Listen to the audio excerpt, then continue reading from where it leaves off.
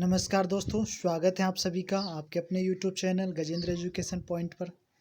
दोस्तों, जो हमारा आज का टॉपिक होने वाला है वो कुछ ख़ास है और इम्पोर्टेंट टॉपिक है दोस्तों, जिसमें हम आज जो पढ़ेंगे जो आपकी हिंदी भाषा एवं व्याकरण होती है दोस्तों, लैंग्वेज एंड ग्रामर है, वो दोस्तों हम इस वीडियो में पढ़ने वाले हैं। ठीक है, तो चलिए दोस्तों, देर न करते हुए अपना टॉपिक स्टार्ट करते हैं। तो सबसे पहले हम भाषा की बात करेंगे, उसके बाद व्याकरण, और व्याकरण के बाद वर्ण विचार। जो हिंदी हमारा टॉपिक है दोस्तों, ये सारे ऐसे टॉपिक हैं दोस्तों आपके जो किसी न किसी परीक्षा में ज़रूर पूछे जाएंगे और बहुत अच्छे से दोस्तों आज मैं इस वीडियो में कवर करने वाला हूँ। तो चलिए दोस्तों स्टार्ट करते हैं। तो सबसे पहले बात कर लेते हैं भाषा किसको कहा जाता है। जो भाषा है, भाषा किसको कहा जाता है, तो सबसे पहले भाषा की परिभाषा देख लेते हैं। तो भाषा ही एकमात्र ऐसा साधन है जिसके माध्यम से हम अपने भावों अथवा विचारों का आदान प्रदान कर सकते हैं। जी हाँ, भाषा ही क्या है, एक ऐसा मात्र साधन है जिसके माध्यम से हम अपने भावों एवं विचार जो होते हैं हमारे, उनका आदान प्रदान कर सकते हैं। उसके बाद काइंड्स ऑफ लैंग्वेज, भाषा का प्रयोग जो है, भाषा कितने प्रकार की होती है। ठीक है, तो भाषा जो होती है आप सभी जानते हैं दो प्रकार से होती है। ठीक है, भाषा जो होती है दो प्रकार से होती है। पहला है, भाषा को मुख्य रूप से दो भागों में विभाजित किया गया है। पहला है मौखिक भाषा, दूसरा होता है लिखित भाषा। जो मौखिक भाषा होती है दोस्तों उसको उच्चरित रूप में, और जो लिखित भाषा होती है उसको लिपि रूप में दोस्तों कहा जाता है। ठीक है, अच्छा, मौखिक भाषा जो ओरल लैंग्वेज होती है वो कौन सी होती है, तो जब दो या दो से अधिक व्यक्तियों को अपने विचारों को एक दूसरे से बातचीत द्वारा प्रकट करना, भाषा को क्या कहलाता है, ये मौखिक रूप कहलाता है। अर्थात बोलकर अपने विचारों का आदान प्रदान करना क्या कहलाता है दोस्तों, मौखिक भाषा कहलाता है। जैसे साक्षात्कार लेना, भाषण देना, ये सभी दोस्तों कैसी लैंग्वेज है, ओरल लैंग्वेज है। कैसी लैंग्वेज दोस्तों, ये ओरल लैंग्वेज है।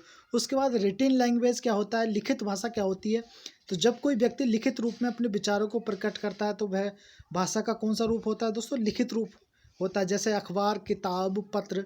ठीक है, और तो आप समझ गए होंगे कि जो काइंड्स ऑफ लैंग्वेज है वो कितने प्रकार की होती हैं। तो दोस्तों दो प्रकार की होती हैं, ओरल लैंग्वेज और रिटन लैंग्वेज। अब बात कर लेते हैं दोस्तों यहाँ पर जो सिंबॉलिक कोड लैंग्वेज होती है, जो जिसे हम सांकेतिक भाषा बोलते हैं। सांकेतिक भाषा क्या होती है, जब व्यक्ति अपने भाव अथवा विचारों को संकेतों के माध्यम से प्रकट करता है तो विचारों एवं भावों को प्रकट करने की इस विधि को क्या कहते हैं दोस्तों, सांकेतिक भाषा कहते हैं। अध्यापक बच्चों को आंखें दिखाकर शोर न करने का संकेत करता है, तो ये कैसी भाषा दोस्तों, संकेत भाषा।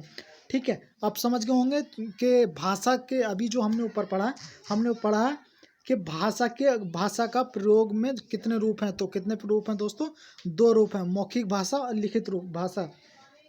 अब जो भाषा होती है, जो हम भाषा बोलते हैं, तो भाषा के तीन अंग होते हैं। भाषा के कितने अंग होते हैं दोस्तों, तीन अंग होते हैं। ये प्रश्न दोस्तों आपकी कई सारी परीक्षाओं में पूछा भी गया है कि भाषा के कितने अंग होते हैं, तो जी हाँ, भाषा के तीन अंग होते हैं।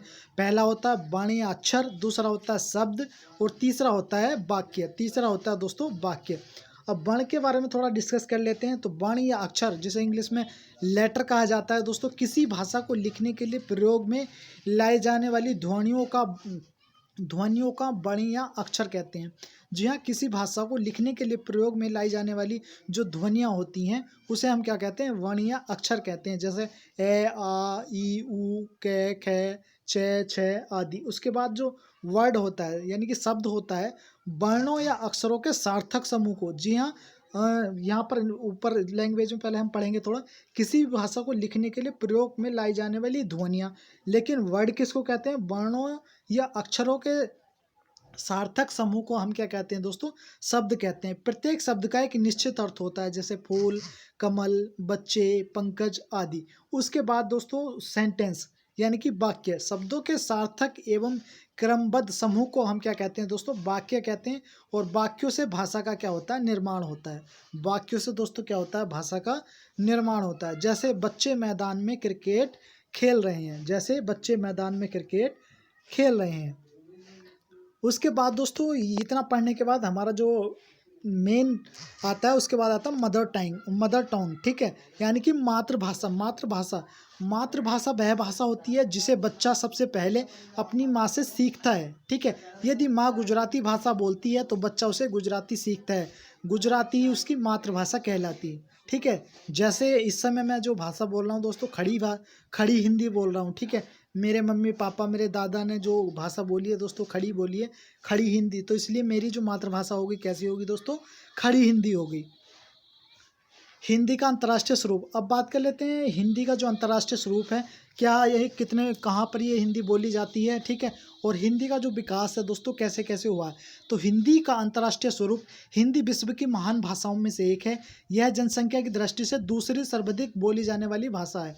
तो सबसे पहले ये प्रश्न इसमें से एक और बनता है दोस्तों कि विश्व में सबसे अधिक जो भाषा बोलने जाने वाली भाषा है उसका नाम क्या है। तो उस भाषा का नाम दोस्तों मंदारिन। कौन सी भाषा बोली जाती है विश्व में सबसे अधिक दोस्तों, मंदारिन, ठीक है, मंदारिन। और मंदारिन कहाँ की भाषा दोस्तों, चीन की भाषा। उसके बाद हिंदी विश्व की महान भाषाओं में से एक है। यह जनसंख्या की दृष्टि से, यहाँ पर जो बात हो रही है दोस्तों जनसंख्या की दृष्टि के आधार पर मैं ये बात आपको बता रहा हूँ। उसके बाद विश्व हिंदी सम्मेलन का प्रथम आयोजन कब हुआ, तो 10 से 14 जनवरी के बीच 1975 को नागपुर भारत में हुआ था। कहाँ पर, जो हिंदी का प्रथम सम्मेलन हुआ था दोस्तों वो 10 से 14 जून को 1975 को नागपुर भारत में हुआ था। 11वां विश्व हिंदी सम्मेलन का आयोजन 2018 में मॉरिशस में हुआ था। इन सम्मेलनों का उद्देश्य हिंदी भाषा को यूएनओ की भाषाओं में स्थान दिलाना है, ठीक है। आप सभी जानते हैं कि दोस्तों मॉरिशस में जो है, मॉरिशस जो देश है यहाँ पर भी दोस्तों अच्छी खासी हिंदी बोली जाती है। तो ये तो बात हो गई हिंदी की। अब बात करते हैं हिंदी तथा अन्य जो भारतीय भाषाएं हैं, कौन कौन सी जो भाषाएं भारत में हैं वो किस प्रकार से भारतीय संविधान में किस अनुच्छेद के अंतर्गत दोस्तों आती हैं। भारत में अनेक भाषाएं बोली जाती हैं, भारत में अनेक भाषाएं बोली जाती हैं। किसी भी भाषा को संविधान की 8वीं अनुसूची में शामिल किया गया है। जो भी भाषाएं भारत में बोली जाती हैं उन्हें संविधान की कौन सी अनुसूची में दोस्तों, 8वीं अनुसूची में शामिल किया गया है। संविधान के प्रारंभ में केवल 14 भाषा होती। संविधान में दोस्तों सब प्रथम जब शामिल किया गया था तो कितनी भाषाएं थी दोस्तों, 14। उसके बाद 15वीं जो भाषा हुई दोस्तों सिंधी हुई। उसके बाद क्या हुई दोस्तों, नमक एक फॉर्मूला होता है जिसके बारे में मैं आगे आपसे डिस्कस करूंगा। भाषाओं को राज्य के दर्जा प्राप्त हो। भारत में वर्तमान भारत में संविधान में कितनी भाषाएं हैं दोस्तों, तो 22 भाषाएं दोस्तों संविधान के अकॉर्डिंग है। अब कौन कौन सी हैं दोस्तों, हिंदी, संस्कृत, उर्दू, गुजराती, पंजाबी, मलयालम, मराठी, बंगला, नेपाली, मणिपुरी, कश्मीरी, डोगरी, उड़िया, असमिया, कन्नड़, कोंकणी, तमिल, तेलुगु, बोडो, मैथिली, संथाली। तो दोस्तों सबसे पहले देखो इसको याद करने का एक ट्रिक होती है, ठीक है। सबसे पहले जो संविधान संशोधन हुआ था, ठीक है, तो उसमें कितनी भाषाएं थी दोस्तों, उसमें कितनी भाषाएं थी, उसमें 14 भाषाएं थी। उसके बाद जो 15वीं भाषा जुड़ी दोस्तों वो कौन सी जुड़ी, सिंधी। उसके बाद एक फॉर्मूला याद रखना, नमक, ठीक है। उसके बाद फार्मूला दोस्तों आप रखना नमक में दोस्तों क्या कौन कौन सी भाषा जुड़ी थी, नेपाली, मणिपुरी और कश्मीरी।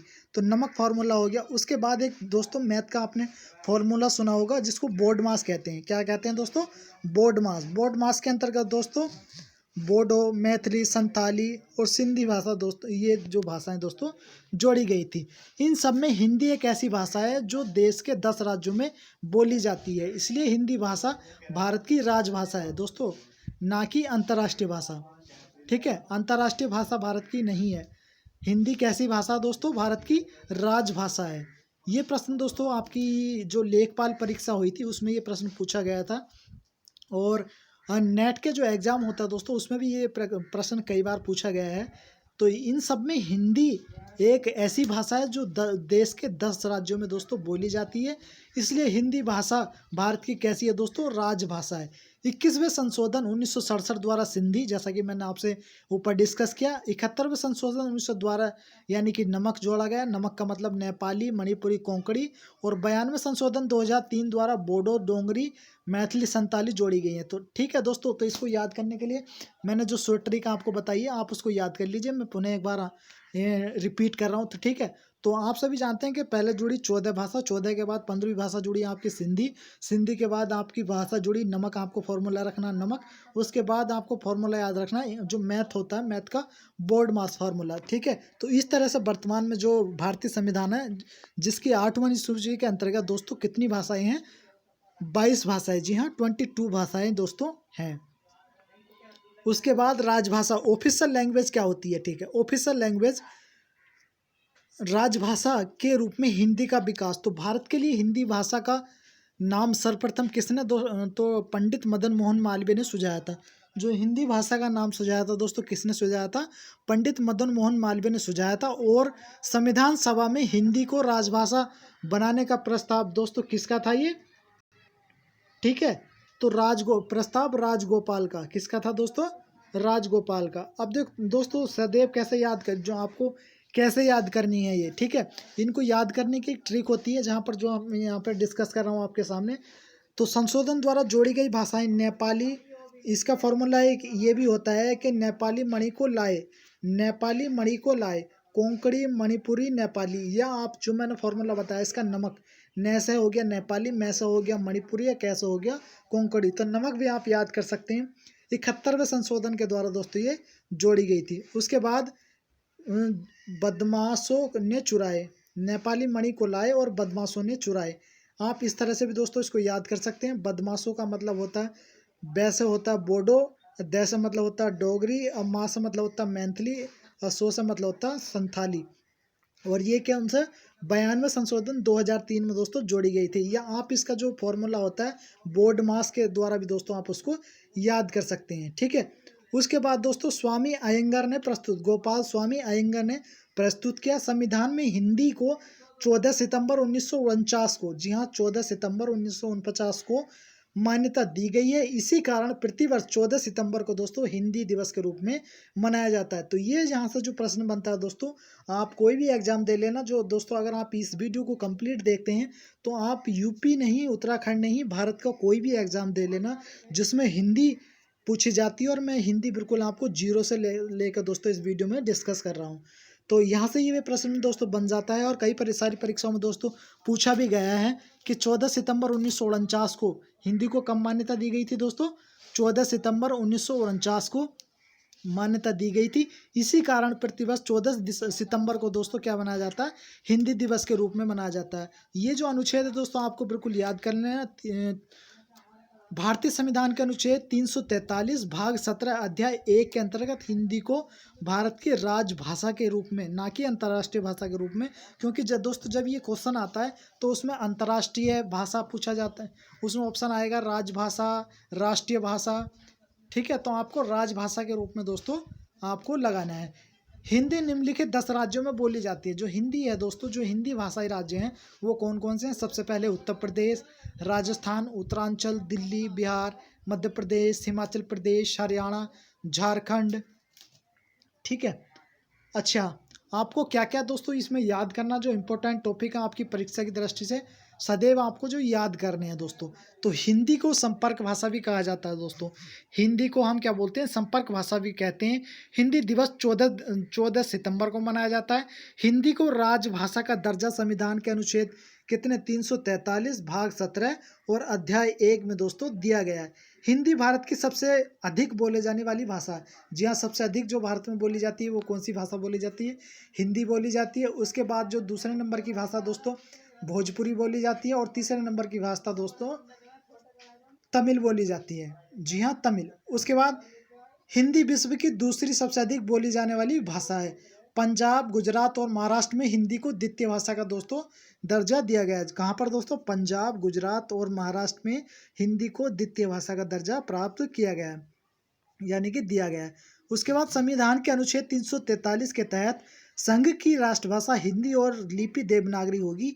अनुच्छेद 343 के तहत प्रथम राजकीय भाषा का आयोग जो गठन हुआ था 1955 में, तत्कालीन राष्ट्रपति कौन थे उस टाइम? डॉक्टर राजेंद्र प्रसाद ने बाल गंगाधर खैर यानी कि बीजी खैर की अध्यक्षता में दोस्तों उसका नाम किया था। उसके बाद अनुच्छेद 350 के तहत प्राथमिक स्तर पर मातृभाषा में शिक्षा का दोस्तों यहाँ पर उल्लेख किया गया था। उत्तर प्रदेश की दूसरी जो राजकीय भाषा क्या है दोस्तों? उर्दू है। और ये कब बनी थी दोस्तों उत्तर प्रदेश में? 1989 में, ठीक है, 1989 में। उत्तराखंड की दूसरी राजकीय भाषा क्या है? संस्कृत। ये प्रश्न भी दोस्तों आपकी कई सारी परीक्षाओं में पूछा गया है। अब इसको कैसे याद करना है दोस्तों? कौन कौन सी जो भाषा है, हिंदी भाषा से संबंधित जो विवरण है दोस्तों, भाषा शब्द की उत्पत्ति संस्कृत के भास धातु से हुई, जिसका अर्थ दोस्तों व्यक्त करना होता है। जी हाँ, ये जो भास धातु है, ये यूपी टेट का जो एग्जाम हुआ था 2018-19 का दोस्तों, उसमें ये प्रश्न पूछा गया था। तो हिंदी का विकास 4 शाखाओं में हुआ था। हिंदी का जो विकास हुआ था दोस्तों वो 4 शाखाओं में हुआ था। ये प्रश्न कई सारी परीक्षाओं में पूछा जाता है। यूपी वीडियो का जो प्रश्न पत्र था दोस्तों उसमें ये प्रश्न पूछा गया था। प्रश्न इस प्रकार से पूछा जाता है, आपसे पूछा जाता है अवधी, बघेली, छत्तीसगढ़ी, और आपसे पूछा जाता है कि पश्चिमी है या पूर्वी हिंदी है या दक्षिणी हिंदी है या हिंदुस्तानी हिंदी है। ठीक है, तो पूर्वी हिंदी के अंतर्गत दोस्तों अवधी, बघेली, छत्तीसगढ़ी ये भाषाएं बोली जाती हैं, और पश्चिमी हिंदी के अंतर्गत दोस्तों राजस्थानी, गुजराती और पंजाबी बोली जाती है। उसके बाद दक्षिणी हिंदी के अंतर्गत दोस्तों मध्य प्रदेश, बम्बई, कोचीन, मैसूर, और हिंदुस्तानी के अंतर्गत दोस्तों दोआब से दिल्ली तक का जो क्षेत्र होता है उसमें बोला जाता है। उसके बाद बात कर लेते हैं दोस्तों देवनागरी की जो व्युत्पत्ति हुई है, देवनागरी एक नज़र में। तो देवनागरी की सबसे पहले व्युत्पत्ति कर जान लेते हैं। ठीक है, तो सबसे पहले प्राचीन संस्कृत बनी दोस्तों। प्राचीन संस्कृत को 2 भागों में बांटा गया है, लौकिक संस्कृत और पहली प्राकृत। प्राचीन संस्कृत किसमें दोस्तों? लौकिक संस्कृत और पहली प्राकृत। उसके बाद जो पाली दूसरी प्राकृत है उसको दोस्तों शोरसैनी, अर्धमगधी, मगधी, उस और जो शोरसैनी है दोस्तों उसको 2 भाग में बांटा गया है, नागर अपभ्रंश और अर्धमागी अपभ्रंश। उसके बाद जो नागर अपभ्रंश है उसको 2 भागों में दोस्तों यहाँ पर बांटा गया है, पश्चिमी हिंदी और पूर्वी हिंदी, जिसे वर्तमान में दोस्तों हिंदी के नाम से जाना जाता है, जिसे वर्तमान में हिंदी के नाम से दोस्तों जाना जाता है। उसके बाद दोस्तों बोली, डायलैक्ट। ठीक है दोस्तों, आप सबको सबसे पहले मैं बता दूं भाषा एक अलग चीज़ है, बोली अलग चीज़ है, रीजनल जो लैंग्वेज होती है वो अलग चीज़ है, वो प्रोनाउंस जो हम भाषा बोलते हैं वो अलग है। ठीक है, तो बोली किसको कहा जाता है और लिपि किसको कहा जाता है, सबसे पहले ये डिस्कस कर लेते हैं। तो एक सीमित क्षेत्र में बोली जाने वाली भाषा के क्षेत्रीय रूप को बोली कहते हैं। एक सीमित क्षेत्र में जो बोली जाने वाली भाषा के क्षेत्रीय रूप को हम क्या कहते हैं दोस्तों? बोली कहते हैं। मतलब जो सीमित क्षेत्र में बोली जाती है, जैसे गुजराती, राजस्थानी, पंजाबी, भोजपुरी, अवधी आदि, ये कैसी हैं दोस्तों? रीजनल लैंग्वेज है। कैसी दोस्तों? रीजनल। जैसे हरियाणवी हो गई, भोजपुरी हो गई, चूँकि ये दोस्तों कुछ क्षेत्र में ही बोली जाती हैं, इसलिए इनको रीजनल लैंग्वेज भी दोस्तों कहा जाता है। उसके बाद लिपि, स्क्रिप्ट। जब हम कुछ बोलते हैं अथवा परस्पर बातचीत करते हैं तो उसे लिखने के लिए कुछ विशेष चिन्हों का प्रयोग करते हैं। ये विशेष चिन्ह ही दोस्तों क्या कहलाते हैं? लिपि कहलाते हैं। तो हिंदी भाषा की जो लिपि है क्या कौन सी है दोस्तों? देवनागरी लिपि है। कौन सी भाषा? देवनागरी। विशेष चिन्हों को लिखने की विधि को हम क्या कहते हैं दोस्तों? लिपि कहते हैं। लिपि किसको कहते हैं? तो विशेष चिन्हों को लिखने की जो विधि होती है उसको लिपि कहते हैं। विश्व की लगभग सभी भाषाओं को अपनी अपनी लिपि, जो विश्व की भाषाएं दोस्तों उन सब की अपनी अपनी क्या है? लिपियां हैं। परंतु सभी भाषाओं की लिपियां क्या हैं दोस्तों? अलग अलग हैं। जैसे हिंदी, संस्कृत और मराठी भाषा की लिपि कौन सी है दोस्तों? देवनागरी है। ठीक है, और पंजाबी की लिपि कौन सी है दोस्तों? गुरुमुखी है। तो यहाँ से ये प्रश्न भी दोस्तों आपके कई सारे प्रश्न में पूछा गया है, और अधिकतर आप सभी जानते हैं हिंदी के बारे में तो सब जानते हैं कि हिंदी की लिपि कौन सी होती है? देवनागरी। लेकिन अक्सर जो प्रश्न पूछा जाता है दोस्तों मराठी को लेकर पूछा जाता है, क्योंकि बहुत सारे बच्चे इस क्वेश्चन को दोस्तों इग्नोर कर देते हैं। तो मराठी भाषा की लिपि क्या है दोस्तों? मराठी भाषा की लिपि भी क्या है? देवनागरी है। ठीक है, भाषा की लिपि गुरुमुखी है। पंजाबी जो भाषा होती है उसकी लिपि क्या है? गुरुमुखी है। अंग्रेज, फ्रेंच और जर्मन भाषा की लिपि क्या है दोस्तों? रोमन है। और उर्दू भाषा की लिपि क्या है दोस्तों? यहाँ पर फारसी है। तो ये जो लिपियाँ हैं दोस्तों उम्मीद करता हूँ आपको समझ में आ गई होंगी। अब ये तो बात हो गई दोस्तों भाषा की। अभी तक मैंने जो आपको डिस्कस किया वो भाषा के बारे में डिस्कस किया, लेकिन अब जो हम इसमें डिस्कस करेंगे वो ग्रामर के बारे में डिस्कस करेंगे। किसके बारे में दोस्तों? ग्रामर के बारे में।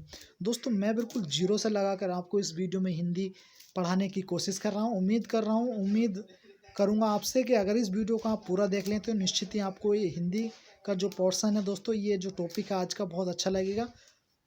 ठीक है, व्याकरण वह ज्ञान है जिसे किसी भाषा को शुद्ध लिखने पढ़ने। तो व्याकरण किसे कहते हैं? सबसे पहले हम उसकी परिभाषा पढ़ेंगे दोस्तों। तो व्याकरण वह ज्ञान है जिससे किसी भाषा को शुद्ध लिखने, पढ़ने तथा बोलने के नियमों का क्या होता है दोस्तों? उससे बोध होता है, उसे दोस्तों हम व्याकरण कहते हैं। व्याकरण के अंग क्या है दोस्तों? Part of grammar. तो व्याकरण के 3 अंग होते हैं। जी हाँ, व्याकरण के कितने अंग होते हैं दोस्तों? व्याकरण के 3 अंग होते हैं। सबसे पहला क्या होता है? वर्ण विचार होता है, शब्द विचार होता है और वाक्य विचार होता है। ये किसके अंग बता रहा हूँ दोस्तों मैं? पार्ट ऑफ ग्रामर, यानी कि व्याकरण के अंग। अब बात कर लेते हैं वर्ण विचार ठीक है। तो वर्ण विचार क्या होता है? तो व्याकरण के इस अंग में वर्णों अथवा अक्षरों के स्वरूप, भेद, उच्चारण आदि का अध्ययन दोस्तों किया जाता है, उसे हम क्या कहते हैं? वर्ण विचार कहते हैं।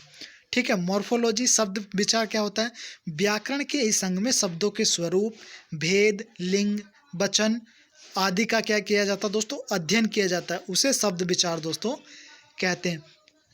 उसके बाद वाक्य विचार यानी कि सिंटैक्स किसे कहते हैं? तो व्याकरण के इस अंग में वाक्य रचना, वाक्य भेद, वाक्य चिन्ह आदि का अध्ययन दोस्तों किया जाता है, उसे वाक्य विचार यहाँ पर दोस्तों कहते हैं। अब जो भी मैंने दोस्तों अभी तक आपको पढ़ाया है इस वीडियो में, अब हम उनके जो MCQs हैं दोस्तों लगाएंगे। उम्मीद करता हूँ आपको ये सारे प्रश्न दोस्तों आते होंगे।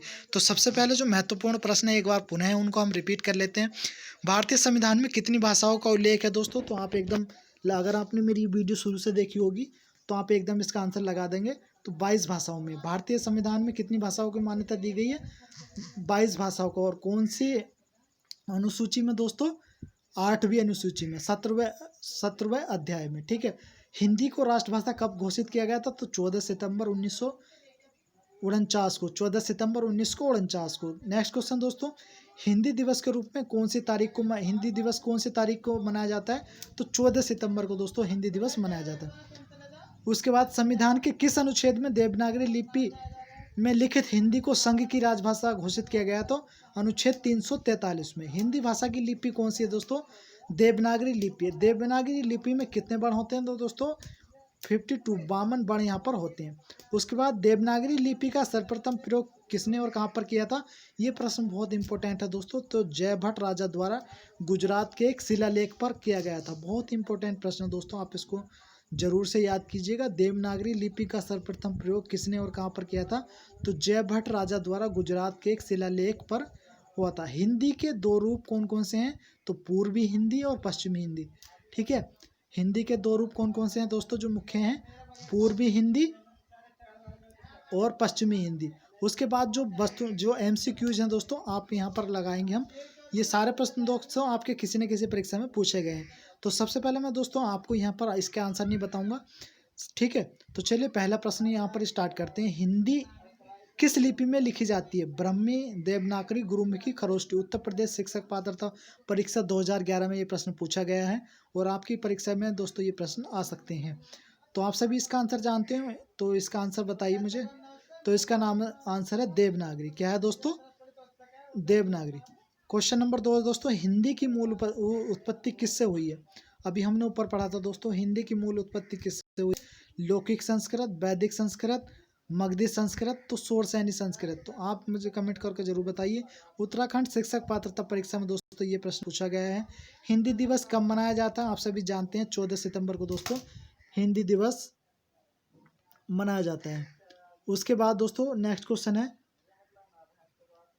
बच्चों में भाषा प्रयोग की दक्षता विकसित करने के लिए आवश्यक है क्या है दोस्तों? उन्हें सुनने और बोलने की पूरी आज़ादी हो, उन्हें कविता याद हो, उन्हें मुहावरे याद हो, वे किसी वक्ता के साथ रहते हो। ठीक है, किसी वक्ता के साथ रहते हैं। इसका आंसर मुझे जरूर बताइए।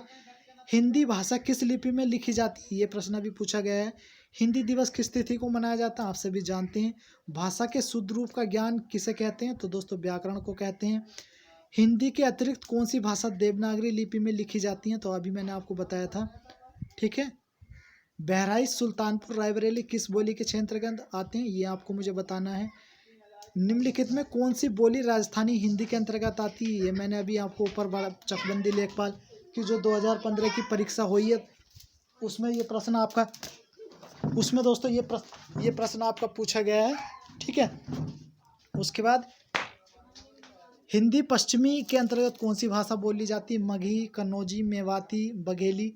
चकबंदी लेखपाल उत्तर प्रदेश में दोस्तों ये पेपर में पूछा गया था। संविधान सभा में हिंदी को राजभाषा बनाने का निर्णय कब लिया गया था?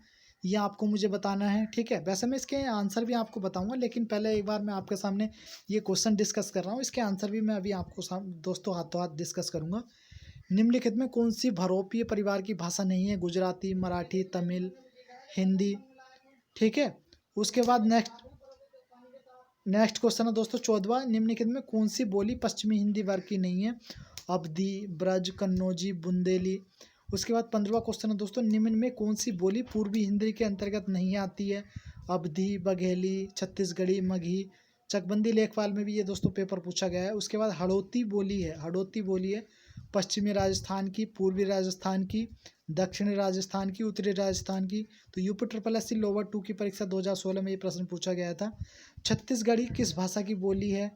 बिहारी, पूर्वी हिंदी, पश्चिमी Hindi, Rajasthani. Uttar Pradesh UP triple S सी कनिष्ठ सहायक परीक्षा 2016 में ये प्रश्न पूछा गया था।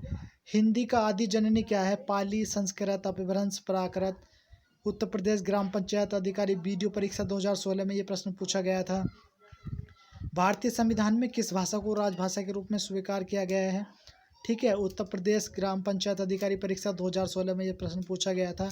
उसके बाद कन्नड़ का संबंध किस भाषा परिवार से है? आर्य भाषा परिवार से, द्रविड़ भाषा परिवार से, देव भाषा परिवार से, भारूपीय भाषा परिवार से। उसके बाद हिंदी खड़ी बोली किस अपभ्रंश से विकसित हुई है? मगधी, शोरसैनी, राचड़, अर्धमगनी। उसके बाद हिंदी भाषा की कितनी विख्यात बोलियां हैं? 8, 5, 4, 10। यूपी ट्रिपल एस सी कनिष्ठ सहायक 2016 की परीक्षा में दोस्तों ये प्रश्न पूछा गया था। उसके बाद यहाँ पर और हम क्वेश्चन डिस्कस करते हैं दोस्तों।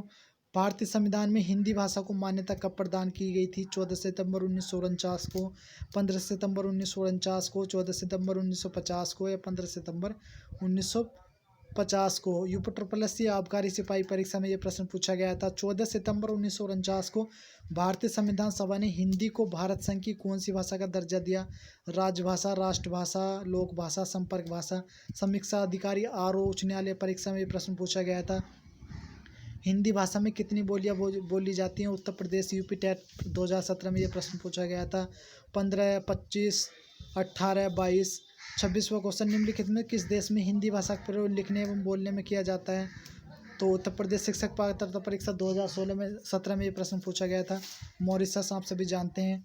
किस बोली ने परसर्ग लगाया जाता है? अवधी, ब्रजभाषा, खड़ी बोली। यूपी ट्रिपल एस सी कनिष्ठ सहायक परीक्षा उसके बाद में ये प्रश्न पूछा गया था। गाजीपुर में बोली जाने वाली प्रमुख भाषा कौन सी है? Uttar Pradesh UP triple S सी में ये प्रश्न पूछा गया था। ब्रज भाषा का विकास किस अपभ्रंश से हुआ? शोरसैनी, पैसाची, मगधी, अर्ध।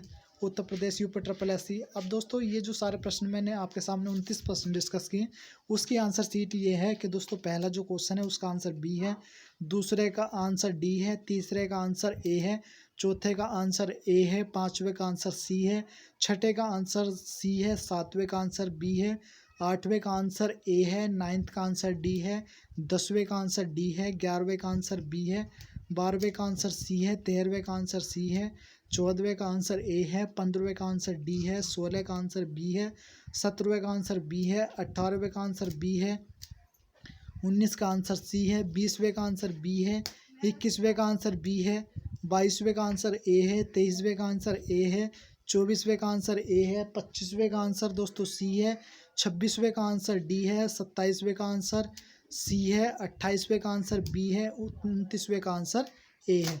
तो उम्मीद करता हूँ दोस्तों ये जो आज हमने जो टॉपिक कवर किया है, ठीक है, भाषा और व्याकरण, हमारे आज का जो टॉपिक का नाम था दोस्तों वो था भाषा एवं व्याकरण। सबसे पहले मैंने दोस्तों इसकी परिभाषा आपको बताई है, ठीक है, उसके बाद इसको थ्योरी में पढ़ा है और उसके बाद दोनों दोस्तों मैंने आपसे इसके जो MCQs क्वेश्चन है और जो विभिन्न प्रकार की परीक्षाओं में पूछे गए हैं, चाहे वो उत्तर प्रदेश की परीक्षा हो, चाहे उत्तराखंड की परीक्षाएं या अन्य और भी दोस्तों जो परीक्षाएं होती हैं, उन सभी में ये प्रश्न दोस्तों पूछे जाते हैं और पूछे जाते रहेंगे। इसी में से ही दोस्तों ये प्रश्न रिपीट होते हैं। तो उम्मीद करता हूं दोस्तों आपको हमारी जो आज की वीडियो बहुत अच्छी लगी होगी। दोस्तों वीडियो अच्छी लगे तो चैनल को सब्सक्राइब कर लीजिए और ज़्यादा से ज़्यादा कमेंट करके ज़रूर बताइए दोस्तों। जल्दी इसका नेक्स्ट पार्ट मैं अपलोड करूंगा। और दोस्तों ये जो बुक है इस बुक में दोस्तों ट्रिक के साथ हिंदी दोस्तों हम आपको पढ़ाएंगे, ठीक है। आप चाहे किसी भी प्रकार की तैयारी करते हो या आप किसी भी राज्य से बिलोंग करते हैं, अगर हिंदी आपकी परीक्षा में पूछा जाएगा तो निश्चित ही दोस्तों आपके ये सारे प्रश्न दोस्तों क्लियर हो जाएंगे। तो चलिए दोस्तों मिलते हैं मैं आपसे नेक्स्ट वीडियो में। तब तक के लिए अपना ध्यान रखिए, देखते रहिए गजेंद्र एजुकेशन पॉइंट। वीडियो देखने के लिए दोस्तों आप सभी का बहुत बहुत धन्यवाद।